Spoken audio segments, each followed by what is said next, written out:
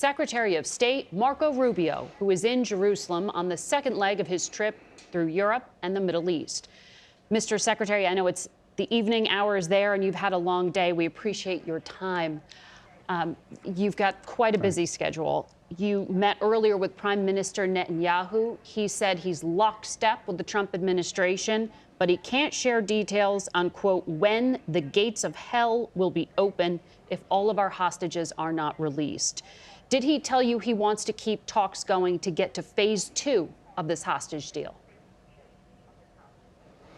Well, I think we share a common goal. We want to see every hostage released. Frankly, I think, and the president has said this, we want to see them out as soon as we possibly can. And certainly, you know, the world has watched these images of people, and it's just heartbreaking to remember that some of them have been now almost 2 years there. It's a horrifying situation. So we coordinate and work very close with them. We share the goal that every hostage needs to come home, every single one, without delay.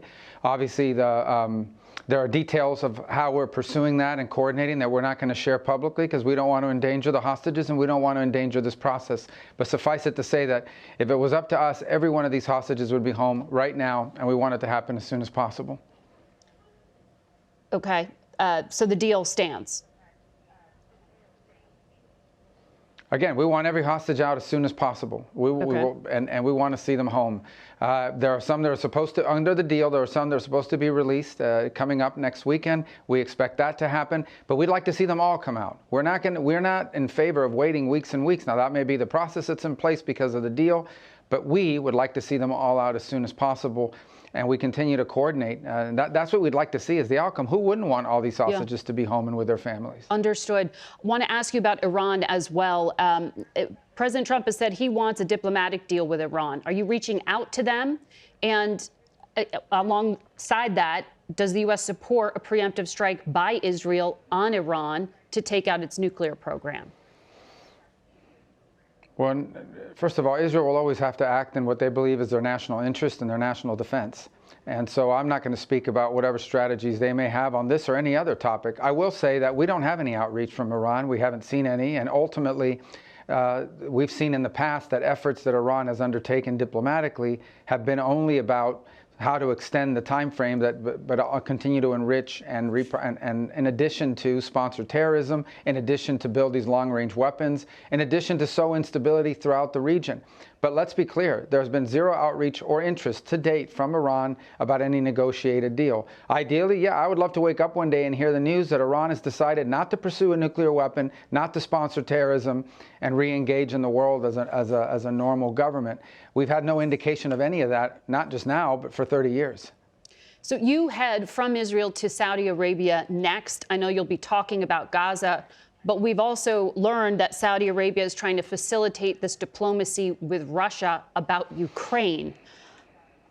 Which Russian officials do you expect to be meeting with, and what will the focus of your talks there be? Do you actually believe Vladimir Putin is ready to negotiate and make concessions? Well, here's what I know. I know President Trump spoke to Vladimir Putin last week, and in it, Vladimir Putin expressed his interest in peace, and the president expressed his desire to see an end to this conflict in a way that was enduring and that protected Ukrainian sovereignty, and that was an enduring peace, not that we're going to have another invasion in 3 or 4 years. That's a good call. Now, obviously, it has to be followed up by action.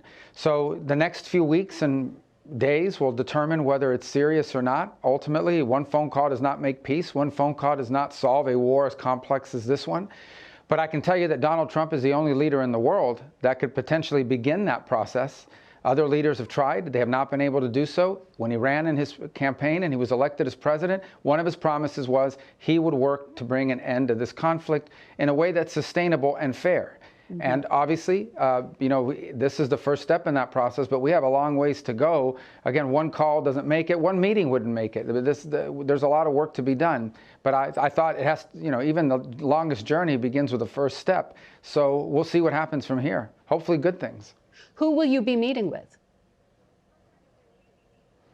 Well, nothing's been finalized yet. I was scheduled to be in Saudi Arabia anyways. We announced that trip a week ago and a week and a half ago. So ultimately, look, if at any point in time there's an opportunity to continue the work that President Trump started last week to begin to create an opening for a broader conversation, that it would involve Ukraine and would involve the end of the war and would involve our allies all over the world, particularly in Europe. We're going to explore it if that opportunity presents itself.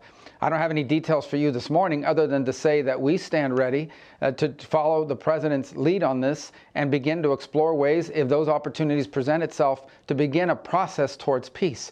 Now, a process towards peace is not a one-meeting thing. This war has been going on for a while. Right. It's difficult, it's complicated, it's been bloody, it's been costly. So it will not be easy to end a conflict like this. And there are other parties at stake that have opinions on this as well. The European Union has sanctions as well. The Ukrainians are obviously fighting this war. It's their country and they're on the front lines. So one meeting isn't going to solve it. But I want to reiterate, the president made clear he wants to end this war. And if opportunities present themselves to further that, we're going to take them if they present themselves. We'll see what happens over the next few days.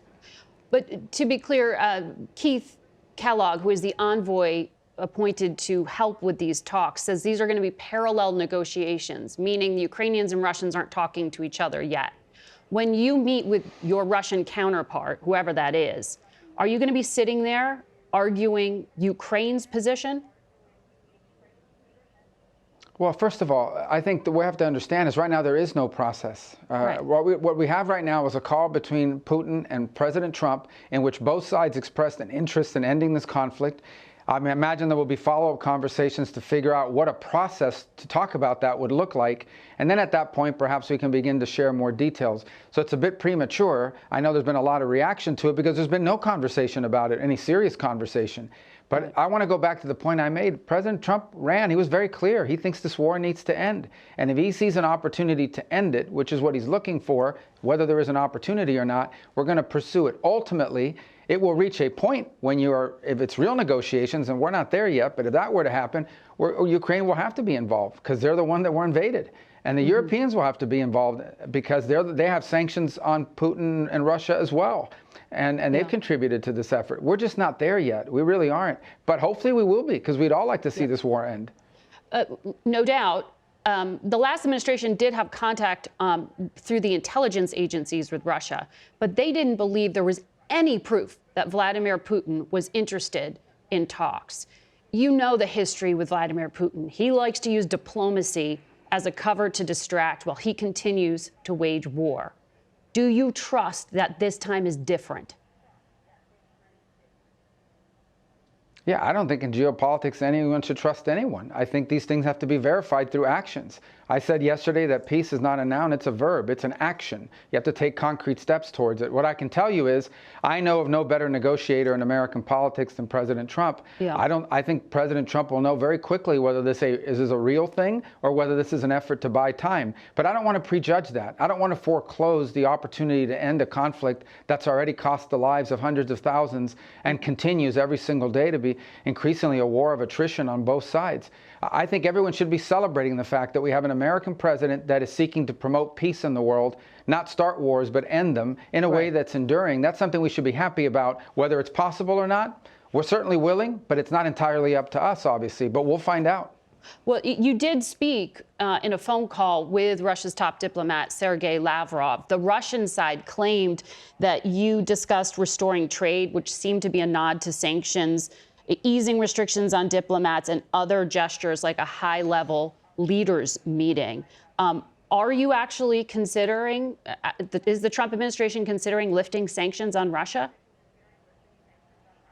Well, the phone call was to establish communications that are consistent with the call the president made last week with Vladimir Putin.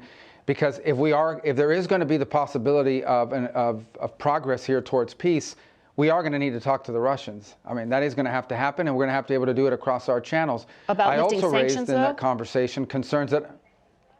Well, we didn't go into any details. I mean, what we just discussed is basically the ability to begin communicating. I've never spoken to Mr. Lavrov in my life, so it was an opportunity for us to begin to open that channel of communication, which again, if there's the potential for peace here, that's a channel that has to exist. But let me add one more thing. I also raised the issue of our embassy in Moscow, which operates under very difficult conditions. I raised that because it's important. It's going to be very difficult to engage in communication with Russia about anything if our embassy is not functioning. And he raised raised concerns about his diplomatic mission in the United States. So at a very basic level, if in fact there is going to be an opportunity here to pursue peace by engaging with the Russians, we're going to need to have functional embassies in Moscow and in Washington, D.C., and that's certainly something foreign ministers would talk about as a matter of normal course.